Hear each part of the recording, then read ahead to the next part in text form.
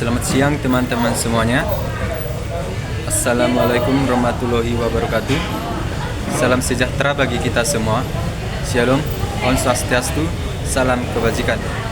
Perkenalkan teman-teman semua, nama saya Bagendro Siombing dari kelas MI 1B, NIM 25051012050. Pada video kali ini saya akan mengerjakan tugas yang diberikan oleh Bapak Ramadhanu Ginting MPom, yaitu membuat video penjelasan materi praktik manajemen file dan proses penginstalan pada operasi sistem. Nah, sebelum saya mempraktikkan proses penginstalan pada operasi sistem ini teman-teman, langkah terlebih dahulu saya menjelaskan materinya secara singkat. Jadi yang pertama, pada video ini saya akan membahas beberapa poin. Yang pertama yaitu pengertian ataupun definisi daripada manajemen file. Jadi teman-teman, manajemen file adalah proses mengatur, mengelola data yang ada ataupun yang disimpan pada sistem komputer. Pada sistem ini meliputi beberapa hal, yaitu seperti pemeliharaan, penyimpanan, dan pengambilan file. Kemudian yang kedua yaitu struktur file. Pada struktur file ada tiga hal. Yang pertama adalah file teks. Jadi pada file teks ini teman-teman, ini berisi file berupa bentuk teks. Yang kedua yaitu ataupun struktur yang kedua yaitu file biner, yang dimana pada struktur file biner ini berisi gambar. Kemudian struktur yang ketiga yaitu file terstruktur yang berisi database, ataupun ini di formatnya ini memiliki format tertentu. Selanjutnya adalah sistem berkas ataupun file system. Pada file system ini teman-teman ataupun berkas sistem ini ada beberapa berkas umum, yang diantaranya yang pertama ada file, yang yaitu file allocation table. Kemudian yang kedua ada NTFS atau kepanjangannya yaitu New Technology File System. Kemudian yang ketiga ada X3 ataupun Export yang digunakan pada Linux. Kemudian operasi file. Pada operasi file ini ada beberapa hal yang akan kita pelajari, yaitu seperti yang pertama adalah create. Nah, create ini artinya membuat file yang baru. Kemudian yang kedua ada read, yaitu yang artinya membaca ini isi file. Kemudian yang ketiga ada write, yang artinya menulis ataupun mengubah isi daripada file yang kita buat. Kemudian yang keempat yaitu ada delete ataupun menghapus file, dan yang terakhir adalah rename atau mengganti nama file yang kita buat. Kemudian organisasi dan keamanan pada file. Jadi teman-teman, organisasi dan keamanan pada file ini memiliki file dalam folder ataupun directory. Yang kedua ada izin akses yang menentukan siapa yang dapat membaca, menulis ataupun bahkan mengeksekusi file itu. Kemudian yang ketiga itu adalah inskripsi, menjaga keamanan data. Lalu ada pemeliharaan file. Pada pemeliharaan file ini teman-teman ada dua hal, yaitu yang pertama ada defragmentasi, yang artinya mengatur kembali file untuk efisiensi. Kemudian yang kedua adalah backup, yang dimana pada backup ini membuat salinan file untuk mencegah kehilangan data. Lalu yang selanjutnya adalah antarmuka pengguna. Nah, pada antarmuka pengguna ini juga terdapat dua hal teman-teman. Yang pertama ada GUI, yang kepanjangannya yaitu Graphical Unit Interface, yaitu seperti Windows, Explorer ataupun Finder pada macOS. Selanjutnya ada CLI, yaitu menggunakan perintah teks seperti command prompt ataupun terminal. Jadi untuk kesimpulannya yaitu bahwa manajemen file penting untuk pengelolaan data yang efisien, aman, dan teratur, yang dimana ini melibatkan berbagai operasi dan sistem berkas untuk mendukung penyimpanan dan akses data. Nah, selanjutnya kita akan mempraktikkan bagaimana proses penginstalan pada software ataupun aplikasi VirtualBox. Selamat menyaksikan. Ya, jadi teman-teman, seperti yang saya katakan tadi, saya akan mempraktikkan bagaimana cara proses penginstalan aplikasi VirtualBox pada PC kita. Kemudian yang kedua, saya akan memberitahukan bagaimana cara membuat folder baru.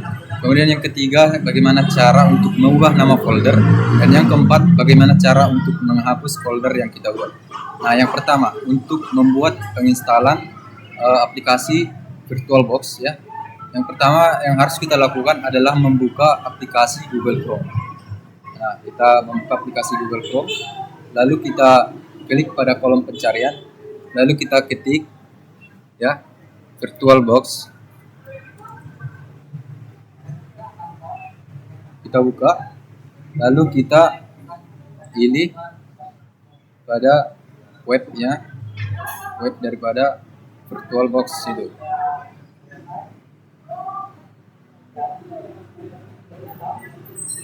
Kita pilih. Setelah itu kita klik pada bagian unduh gratis, lalu kita scroll ke bawah, kita pilih pada bagian unduh gratis kembali, lalu kita tunggu untuk proses instalisasi ataupun proses downloadnya.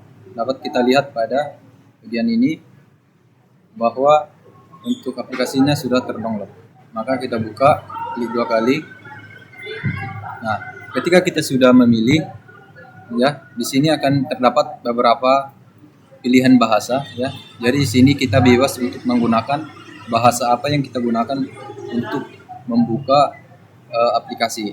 Nah, di sini saya sendiri memilih pada bahasa Inggris. Setelah kita klik bahasa Inggris, kita klik OK. Lalu kita lanjutkan. Nah, di sini kita pilih pada bagian next. Lalu kita tunggu untuk proses instalisasinya. Nah, kita tunggu hingga nantinya aplikasi VirtualBox-nya dapat kita jalankan pada PC kita ataupun laptop kita.